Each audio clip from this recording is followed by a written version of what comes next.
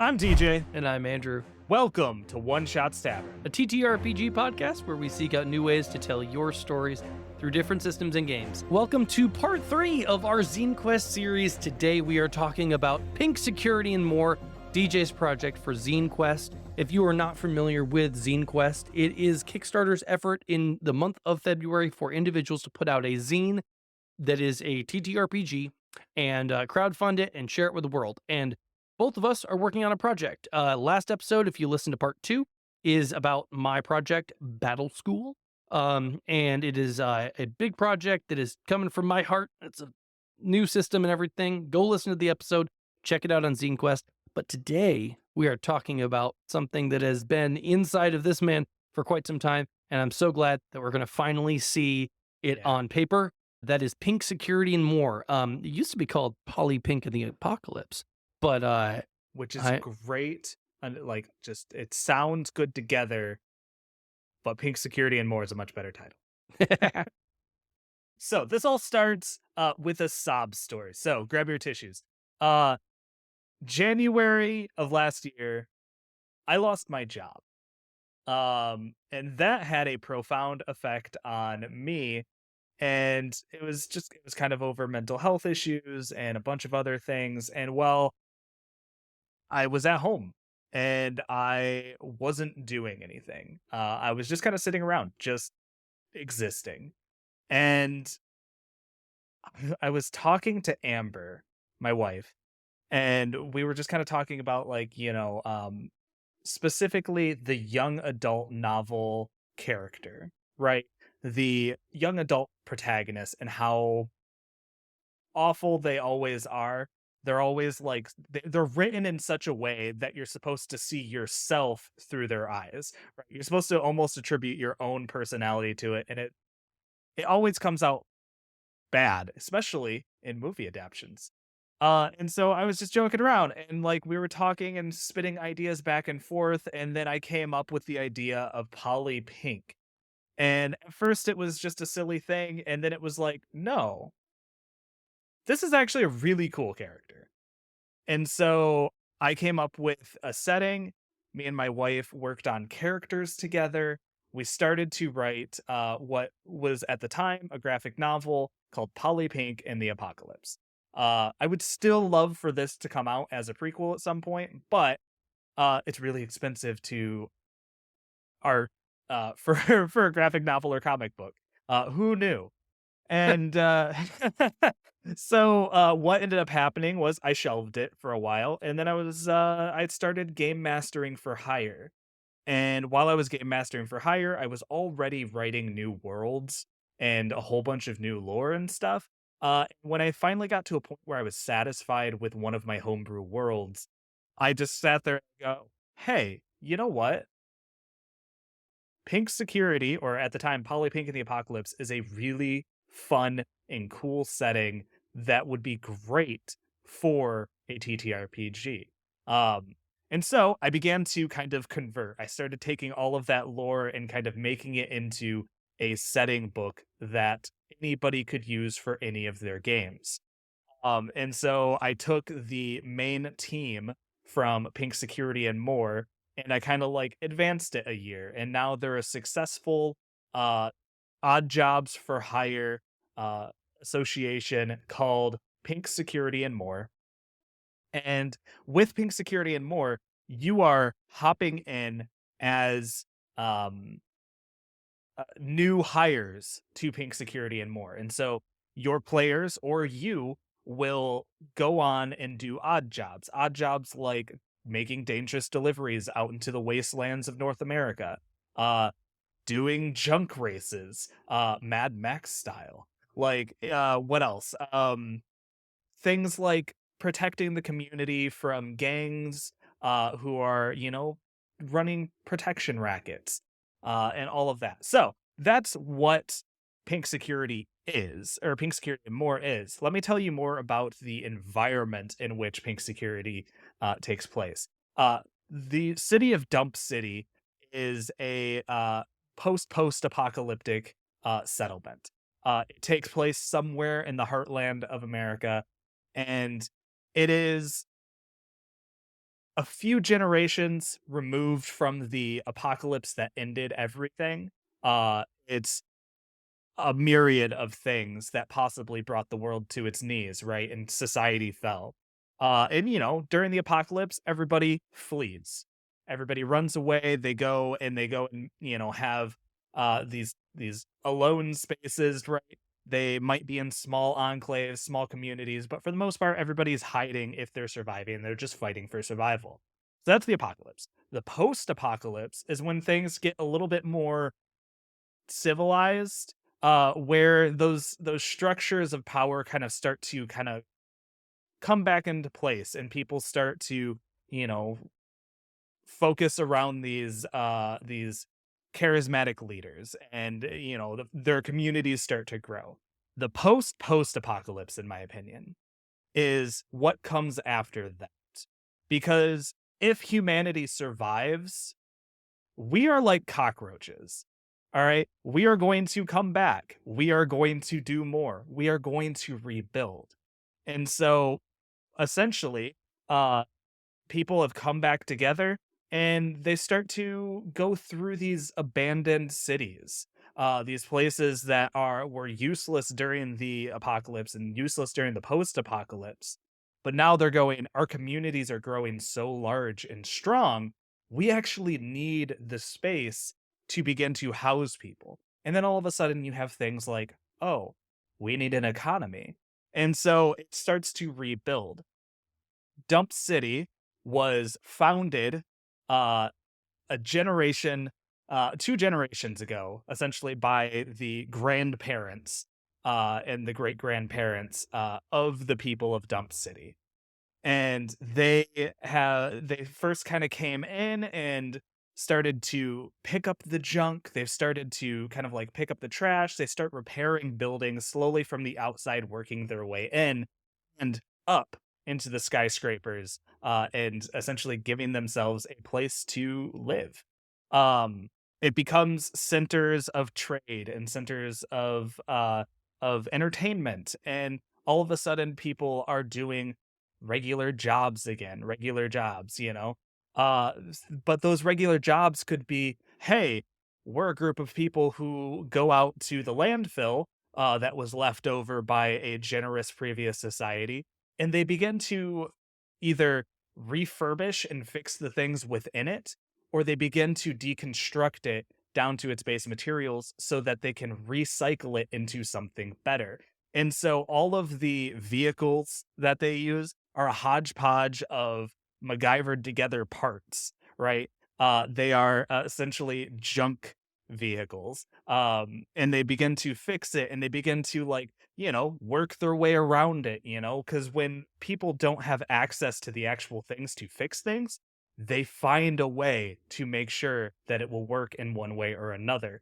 And so essentially this is like we screwed up. We screwed up. Like we're the ones who screwed up. And so our great great grandchildren have begun to kind of look around the world and go, man, there is so much useless, or not useless, there's so much useful stuff that was just hidden under a pile. And so they take that, they fix it, they sell it. And so junk becomes like a currency, right? And the precious metals within them become the currency. So you take that, you take the odd jobs for hire, and you have this setting that is fully about community. It is about making a difference no matter how small or big you are. It is about doing what you can to make the world a better place and a safer place. Polly Pink is just a person, right? She's not a superhero. She is a mid 20s girl, woman who is sorry, give me a second. She is a mid-20s woman, who just wants to do what she can, and so her and her foster sister do Pink Security and more. They go out, they help people, they bring more people in along the way, and it just becomes this like, "Hey, just because, you know, organized crime came back and gangs came back and, oh, there's political corruption still, What? doesn't No. mean." I know, right? doesn't mean that that's what you have to just live with. It means like you can actually go out and you can say something and you can do something. And you know what? You can start a revolution in your own backyard just by caring enough.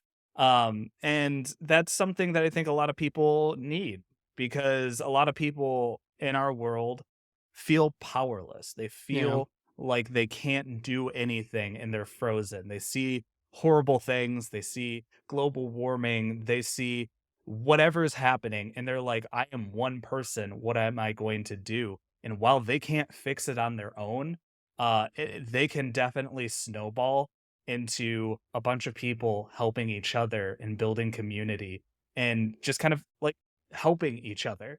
Um, so yeah, that is my pitch for Polly Pink. Okay. Yeah, Polly is very fempunk. Doesn't mean she doesn't necessarily identify with all of the gender roles that have been assigned to her Right. arbitrarily. Yeah. A lot of the characters are, inspired by people that I know. I won't lie, Polly So, Pink is inspired by my wife. oh, 100%. I was just gonna say that. So, I'm curious. I really want to know how you're doing this. So, I think something that's always like, I don't know, like weird with character led, I don't know, character led is the right word, but like character centric settings, right? Is like sometimes let's take the classic one. Um Curse of Strahd, right? Like, it's like, "Oh, Yeah, whoop-de-doo, why is Vic Van Richten not just the hero?" Right? Like, right. why do we matter, Why are you right? helping him? Yeah, Yeah, exactly. So, like, why isn't Van Richten the Van Helsing to go put the stake in Dracula? Like, why are we a part of this conversation? Well, in that, they kind of give you an answer for it a little bit, but that's always a weird part of it. So for this, like you said, Polly's not a superhero. She's not the hero. But can you talk a little bit about the role mechanically that you have her playing when you're working on this book, and then like yeah. what the mechanics of this book will give to GMs who want to run this setting? Yeah, Pink Security and More is and all of the NPCs within it. So you have Polly Pink, you have Roman Miles, you have Jackie Vasquez, and you have Gopher. Um, these four people work and run Pink Security and More. And essentially, their role for you as the game master or as the player is the quest giver, the Hmm. initial lead into the campaign, right? Because how you choose to do this is up to you. You could skip the entry level of it and go, we don't need pink security anymore. Let's, just start out on our own. But it helps to kind of give characterization to the goal. And so Polly Pink is very like bubbly. She's very vibrant. She's very friendly, but she's also very tough and she's very stern. Right? She has all these things that conflict with each other, and so She her feels like role, she's kind of like a mirror of the heart of the setting, right? Like it feels like the setting yes, itself is a very hopeful, aspirational interpretation of community in the end of the world. yeah, And like I think that from what I've heard you describe her, it's like she acts as a tonal lightning rod for the players when starting in this setting. right, because exactly. Because in this setting, like there is a lot of dark stuff that happens in Dump City, right? And so having somebody who's like, hey, this is a positive, lighthearted, fun person doing incredibly dangerous things. And hiring you to do incredibly dangerous things. One of the first missions I did for the group that I ran this for was they saw posters, like hand drawn posters saying pink security and more, help wanted. And that was their lead in. And so they went in, they go, hey, we're here about the, odd jobs for hire positions. And then they go, okay, cool. Well, since you guys are all applying at the same time, turn and greet your teammates Right. And you guys are going to be working together to Oh, this make is Dump so City a convenient. better place. And so one of the first jobs that I gave them was simple. It was just kind of like a, hey, go to this store and just kind of hang out there. And if anybody harasses the lady who works there, maybe do something about it. Right? So, what about like when it comes to like the contents of the book? So you're giving a lot of setting background. You're giving a lot of like NPCs. Does each of the NPCs come with like hooks, like what you're describing, or are you doing like a full adventure on your plan side of things? I am doing it is mostly a setting book that Uh tells you huh. about the people and the locations of the city. But I am also going to be doing a few intro to the adventure Okay. type missions. Yeah. One of my favorite ones is called Cookies from Grandma, which small spoiler ends up in a death race, junk death race. Naturally. Naturally. Naturally. And, it's super fun. It was a blast to run it, Yeah. and the rule set for that is system dependent, right? You can run this in whatever you'd like. I run this in Cypher. Cypher does have some vehicle combat rules, in a couple of their books, most importantly, the Rust. Stars Are Fire Oh, right. and possibly Rust and Redemption as well. I haven't got that yet, and so I'm really excited because it's a post-apocalyptic Yeah. setting, rule set. So it's like, oh, this is gonna make my job easier. But essentially, it is it's kind of similar to like what Andrew talked about with Battle School, but also wildly different. Because you're in something like a little buggy cart or a Yeah. school bus. Yep. And so like it is full on like diesel punk type Yeah. It's vibes. Mad Max. It's Mad Max, because not everybody wants to return back to society. Yep. And so yeah, that's That's super one of the cool. teasers for some adventures. The other things have to do with like the inner workings of you know Dump City, and also the open-ended thing of, hey, do you want to start a franchise? Like, do you want Right. to not That's cool. be underneath Pink Security and More? Do you want to be a partner in Pink Security and More somewhere else? Right? Yeah. Maybe it's a northern part of the city, or maybe your game master's like, I really like Detroit. I think Detroit would make a great post-apocalyptic city, right? And my hope is that I can build up enough love for this setting that I can not only fund it and release it, but it'll become a, hey, in the future, I'd love to work with game designers and game writers to expand it into a full book setting.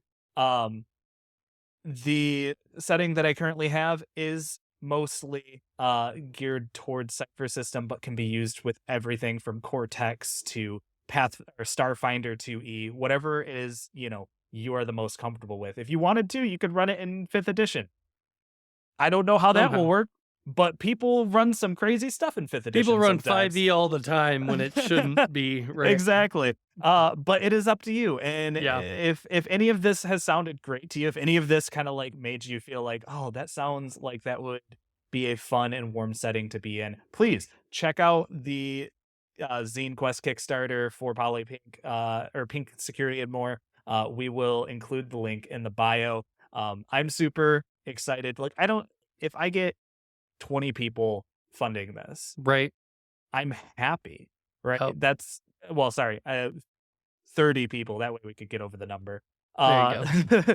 but yeah, if I could get that many people with it in their hands, I've succeeded. And I Yeah. will continue to build and evolve the world on my own, whether it's a massive smash success or it Yep. is what it is. It's coming out no And matter to like what. to put a bookend a little bit on the first episode in this three-parter, that's really why we're doing it. Like, look, if we don't hit our funding goals, we're still doing the content. Right. It's just the funding goals makes it better. We can pay for more art. We can pay for better editors to help us, with the writing piece when we can just focus on the mechanics. And like Yeah.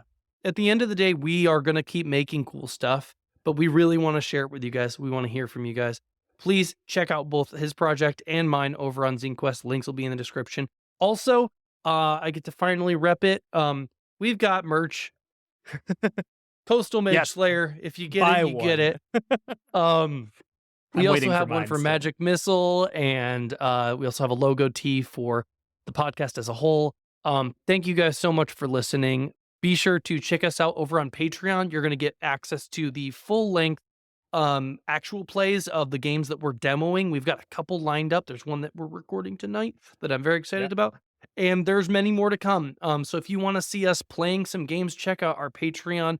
You also get access to some other information early over there. Also, be sure to check us out on YouTube, like, subscribe. That really does help. If you're able to Yes. also drop in over on Spotify and on Apple and give us a review. Tell us how we can be better. We want to know. We Yeah. actually want to make this Follow us on better. TikTok if you haven't yet, and watch a video all the way through. That's all you got to do on TikTok. It's really simple. Yep. And we really genuinely, for those of you that have helped this podcast get started, it has been a delight. We're excited to keep growing. We want to hear back from the people that are listening to it, because every Yeah. time I hear somebody hit us up and be like, hey, I really actually liked your podcast, it like makes my day. So please Yeah. let us know how this is going for you. Hang out with us in the Discord. Yes. Join that.